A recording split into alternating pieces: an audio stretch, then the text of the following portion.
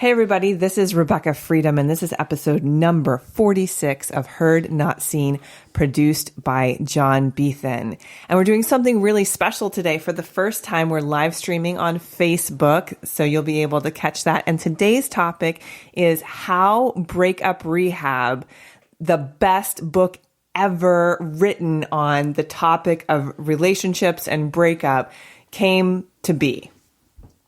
So a lot of people, I hear a lot of people when I tell them, oh, I wrote a book, there's millions and millions of people saying like, I wrote a book too, because of Amazon CreateSpace. We can self-publish now within the blink of an eye. Now, that doesn't mean much, because that means there's more of a cacophony, more of a noise, more of a sound pile of bullshit out there, right? Just Bolshevik, just... Is that where the word came from? Just making shit up. So, but not Breakup Rehab. Not Breakup Rehab. Not Breakup Rehab. No. So there's, I want to be able to tell the story of Breakup Rehab, because I know there's so many people, you have something in your heart, you feel like there's a project that's been pulling on you that you're like, maybe I just don't have the time for it, because you have kids, because you're working a job that's not just working you to the bone, but it's not working your soul. And so the thing that you are called to do is being set aside. And I want to talk about the highs and the lows and the sacrifice and everything that it takes to bring what was meant for you into being. Okay. So in, 1997, this is where the seeds of Breakup Rehab began. Unbelievable to think back when I was just a wee teenager. I was 17 years old. And that was my first love. That was the first time that I was truly smitten by a boy. Yeah. And his name was Josh Kennedy. Holla. And and so our relationship was this. He hit on my friend Sarah Robinson in the mall in Yuba City, California. And Sarah was this like voluptuous cowgirl with like long blonde hair that went down to like the small of her back, and she was just all sassafras and whatever. And I was like the shy sort of geeky girl who had a cool friend, right? And she was a senior, and I think I was a sophomore or whatever. So, or a junior. And so she meets Josh. Josh comes over to her house when I'm hanging out with her. I see him and I'm like, who is that? Oh my God. And he was an airman at the time. So he worked on Beale Air Force Base, and he did radio communicate. Oop, hit the mic. Sorry about that, guys. He did radio communications, Italian. You can't like talk without using the hands. And he dated Sarah, but soon enough, time sort of happened where he was hanging out with me more, and he would sneak me onto base. And as I found out later down the line, he was terrified of my mother, the Italian mom. And my dad basically told me when he found out I was being snuck on base, if you get pregnant, don't come home. So great. I'm totally infatuated with this airman, and in the throes of young love, and he's getting shipped off to go to Afghanistan. And there's just a lot of different romantic moments that happened between us. Like when we went to my senior dance or whatever. It was a senior banquet because I went to a Christian school and dancing led to sex. It was very footloose. So we had to watch like a stupid comic who had nothing but clean jokes, lame. And we ended up tearing out of the parking lot in his truck, listening to Garth Brooks, and just like went up to Nevada City and had this cup of tea, and he kept being like, "You're so gorgeous. You're so gorgeous." And then when we got home, he like picked me up and like carried me across the lawn to the front door. And I remember, he left his airman's hat in the house. And so I walked him back to his truck after he got it, and he turned it around And I was like, oh shit. And I'm like 17. Hadn't really I've kissed a couple boys, but this was the boy that I really wanted to kiss. And he came in 90% and I went 10 and I went, I just blew it. Then I went inside, listened to some angsty music, wrote some angsty poetry. So this is the beginning of love, right? This is the blossoming of it. But what a great start. Right. What a great start. But then it inevitably blew up because he got somebody else pregnant and she was already with somebody, and the person she was with, it was just a mess. It was just like a giant mess. And so here I am in love with somebody who gets involved with somebody else, and the whole thing falls apart by the time I'm 18 years old. And we split ways, and then my family moves to South Dakota, and then a decade goes by. And on one giant full wolf moon, I was cat sitting for my sister, and I had to go get a Starbucks coffee to be able to make it from Denver back up to where I was living in Boulder.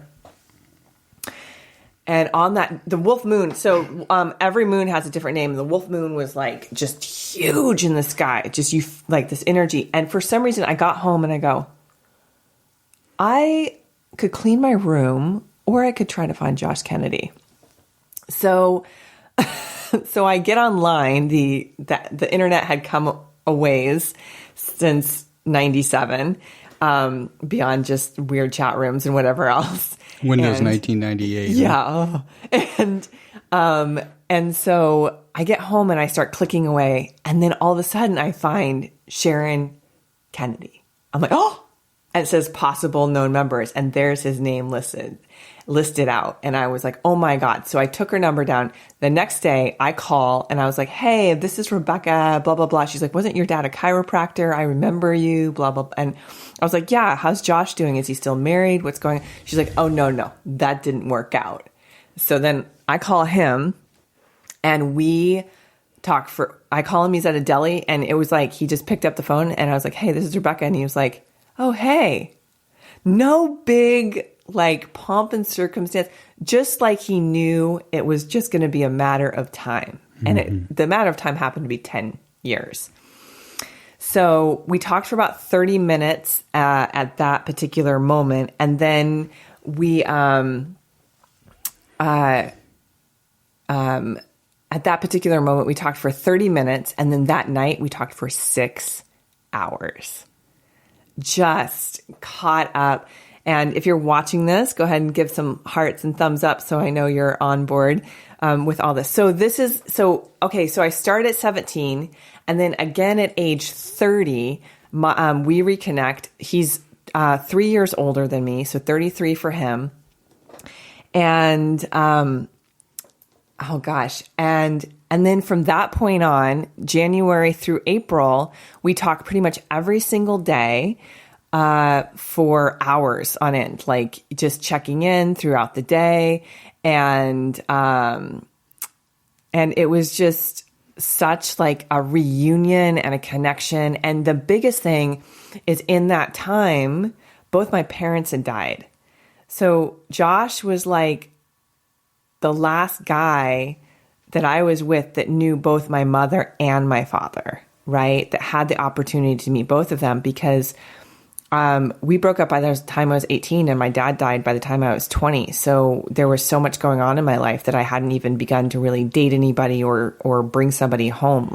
By the time I was in college, I had started just a couple months, and March 2000, my dad had a heart attack and died. So my freshman year, only 2 months into college, my dad's gone. And so it was such a bonding force to know that he knew my parents. And so what ended up happening is, during the time of doing a long distance relationship with him while he was in Texas and I was in grad school up in Boulder, Colorado at Naropa, I started to work in the field of addiction. I started to do some different addiction work. And that, of course, again, seed number 2 that got planted for Breakup Rehab, right? So first you have to experience the upheavals of love and the dynamics of it.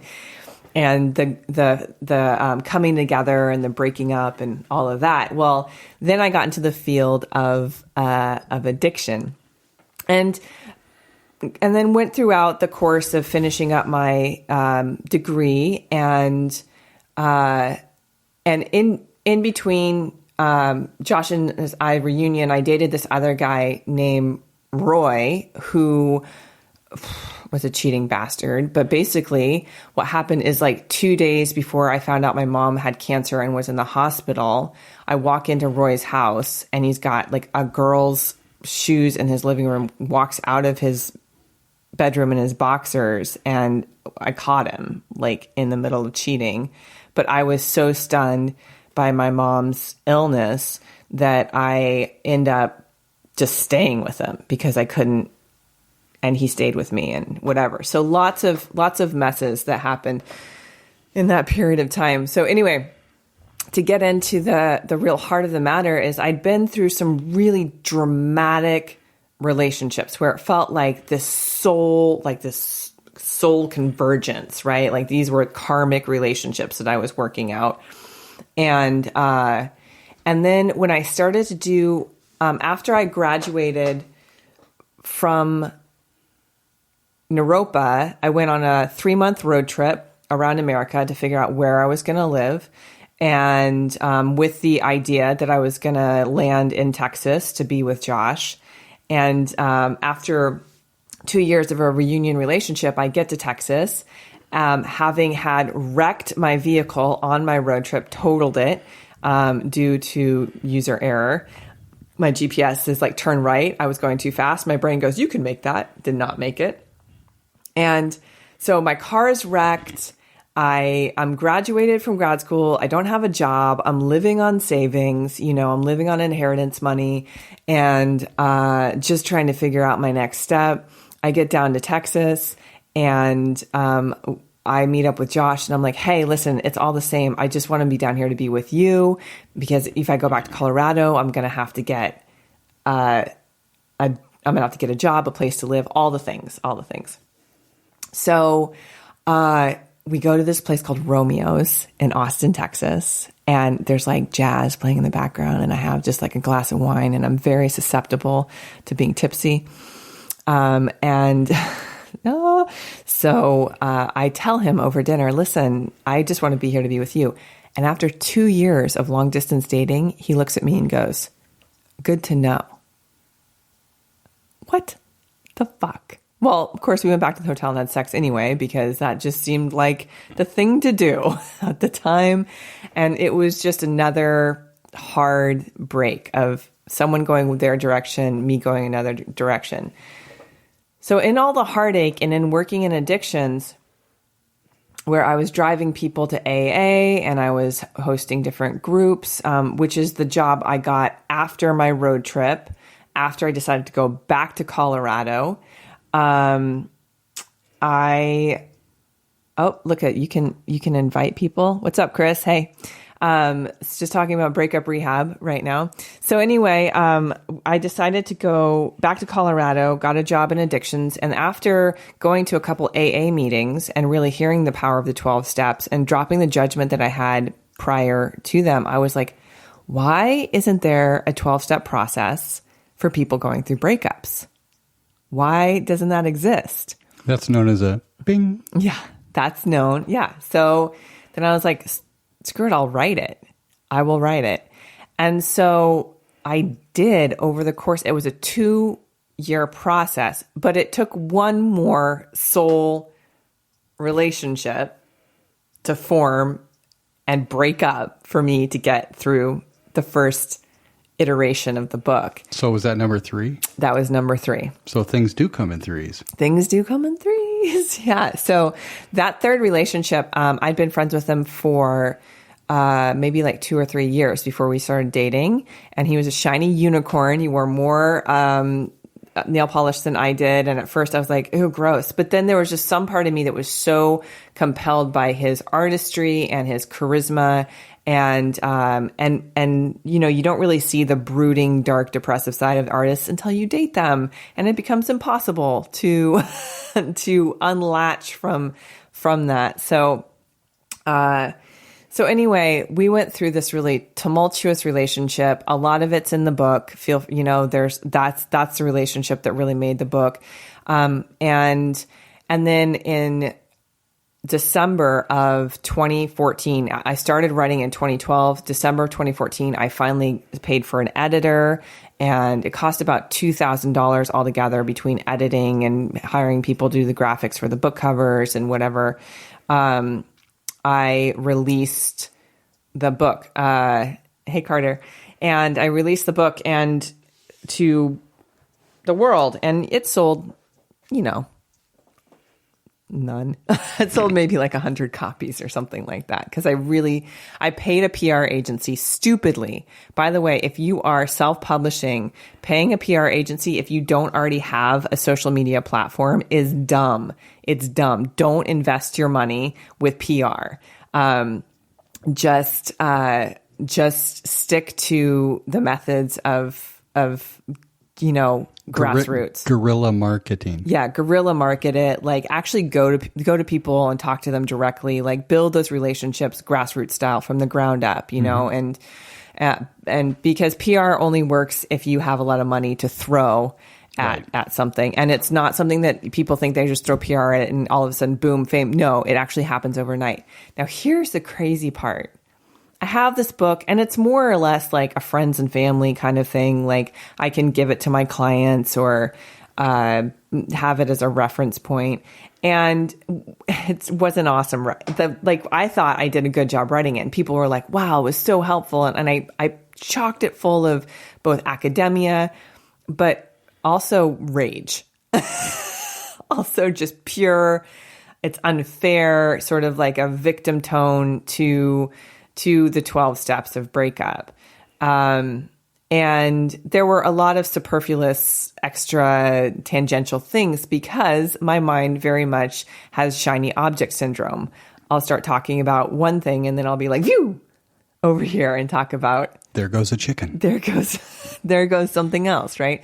So the book, just stayed out in the world and floated around. I gave after I sunk my money into PR, there was no attention to it. So I want to share a little bit about what people may know or may not know is I believe the story that I heard of Eckhart Tolle before The Power of Now got released is he was more or less homeless. He was like couch surfing and had like no money in his pocket. And then The Power of Now came out and we all know what a big movement. We all bought it. Yeah, we all bought it. It's huge. So what happened is I just how did Breakup Rehab go from this self-published cliche, which everybody self-publishes and goes, this is going to be a bestseller, fingers crossed, to actually being with New World Library, which is published Deepak Chopra, Eckhart Tolle. I always forget the author of The Peaceful Warrior. I'll have to... Dan Millman. Yes. Dan Millman. And also, I'm not going to remember her name, but it's a book on mindfulness. It was one of the ones that launched them, and the editors gave it to me to read. I will put it in the show notes. I'll put it in the show notes. Promise. It's something Shanti. I don't know. I don't remember. It's like a book on... Anybody out there in Facebook land? I don't know. New World Library, help. So anyway, so what happened is I just kept writing articles for Elephant Journal, which I have about 100 different articles published on them. And one of the articles caught... I had just moved to California, so I changed my geolocation on the bio part of my article. And there was a guy by the name of Patrick who read it. And I don't even remember exactly which article it was, but he was like, hey, I used to live in Encinitas and I love your writing. I used to be a book editor, but now I'm a book agent. I'd love to represent you. And I was a little bit sketched out, huh? But then I was like, what do I have to lose? Literally nothing. Sure, represent me. And And so he got the book and he went through it and he wrote up the proposal. And all of this cost me roughly like not that much. I'm not going to say how much it cost me. It cost a lot. Patrick is worth tens of thousands of dollars. Shout out to my agent. He's amazing. But let's keep that we'll keep that way behind the scenes. So, anyway, he reads it. He gets a hold of me and we talk. He gets the book. He starts pitching it to different publishing houses like Simon & Schuster, different imprints from Barnes & Noble, Sterling, and they all read some of it. And they're just like, wow, we love the writing, but who is she? She doesn't have a platform, or this topic's way too saturated. Breakup is, because when I first started, it was like just sort of like burgeoning. It was just coming on, and then the market got flooded. Right now, everybody and the mother is like, I wrote a book on relationship. I'm like, oh, great. They did not write Breakup Rehab. They did not. So, and there's other 12-step books out there. I mean. Obviously, Alcoholics Anonymous, obviously. But there's lots of people that use the 12-step method, but they didn't write Breakup Rehab, okay? So I get a hold of Patrick. We start going through the process of pitching the book. Everyone says no. At the 11th hour, he gets a hold of New World Library.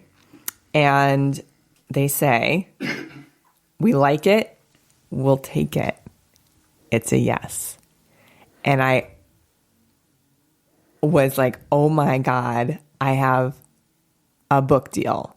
Holy Hannah. Oh my gosh. So what that meant is like I had to sign a contract, get it off to them, and then the process of editing began.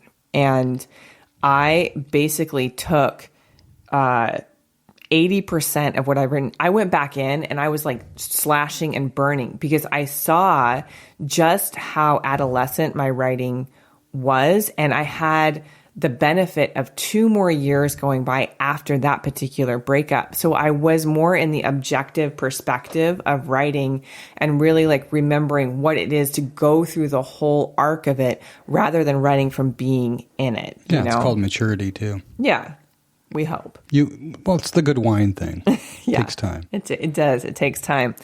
So I sit down at my computer and I'm ripping and slashing and rewriting, and new concepts are getting introduced and flowing through me. And editing is the most arduous process. So people publish books all the time, ebooks, and they're just not very well edited. I know a method is to record yourself talking for 3 hours, send that to somebody. They write a manuscript of what you said for the 3 hours. Then you lightly edit it, and then you create an ebook, and out into the world it goes. Okay, great. Maybe that works for some people. I hate you. Right? But an actual crafted piece. That's the difference. Yeah, it's not this microwavable information. It's like really like written within mind, like the different beats and the different steps and tones you go through when you're going from blissful falling in love to breaking up to the growth process, right? And what's awesome about my book is that I don't have the 12 steps memorized right now. So that's something that we get to look forward to in the coming podcast, because we're 8 weeks out. So here's the thing, September 12th of 2017, it will be released in globally, like 12 different countries, in the Barnes & Noble stores, like on the shelves, on Amazon, online, like indie places. So it will be available for sale. Under a different title. It's still Breakup Rehab. Oh, is it? But it used to be, it's Breakup Rehab, but now it's Creating the Love You Want is the subtitle. Yeah.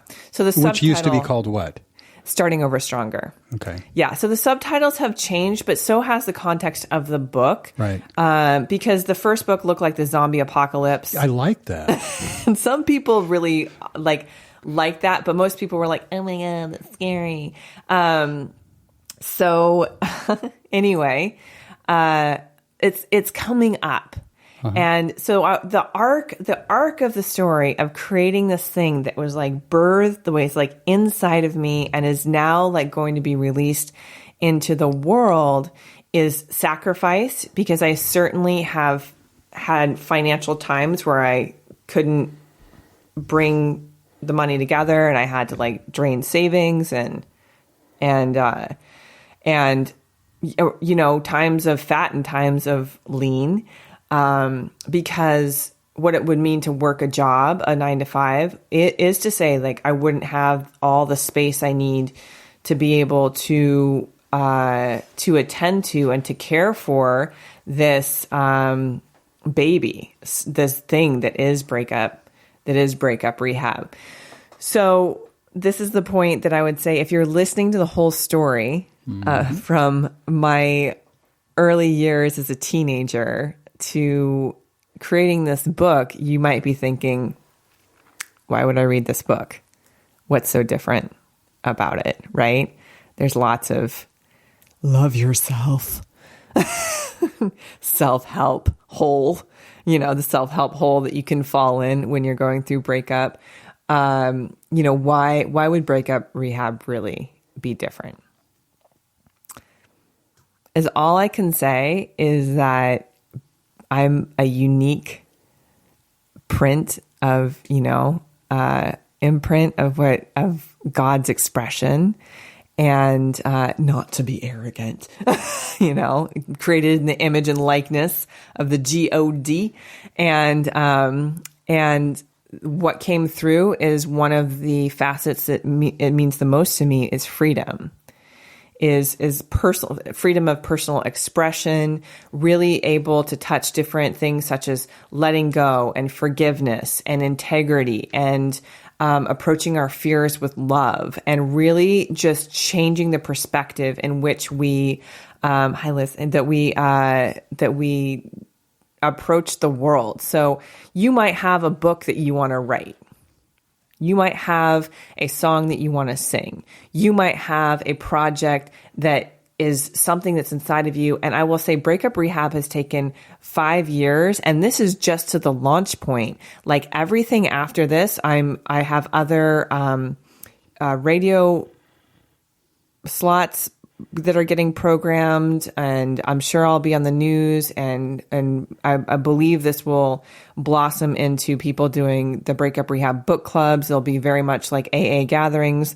There'll be coffee and, you know, vaping and whatever else out in the world, and that people can gather around this very real topic that we don't necessarily address as a celebration. We think there is no virtue in breakup, and there is. The virtue is growth, is that we ride our growth edge. We feel the depths of despair and release and our shadows and all the anger that comes up and the grief and everything that is been poured into Breakup Rehab. So if you have questions about how to create, how to really step into that project that's living inside of you, or you have a book that you want to write, you can go to Fearless Literary. I'll put it. It's my agent's website, and we both do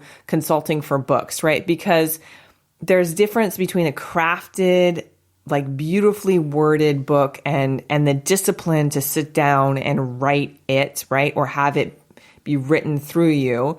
Oftentimes we need a mentor, and it's worth I wish I had it when I did it. It's worth every penny. I feel like it's in my destiny to have this book be in the world, just in the way that it was born. Self-publishing it could have sat there and just rotted on Amazon, you know, and just been another blip in the world. But it's new life has been born into it. It's maturing. It's growing. It's an acorn growing into an oak. And if you are there in that early stage of process, or you maybe even have something that you want to revisit, I invite you to connect with me through my website, RebekahFreedom.com. That's REBEKAH freedom.com. or I will put the link in show notes on Heard Not Seen on how to get a hold of me and my agent if you're looking to do specifically a book. So thank you, everybody who tuned in during the live podcast and during the Facebook Live. Leave your comments below. This is Rebekah Freedom, and be set free.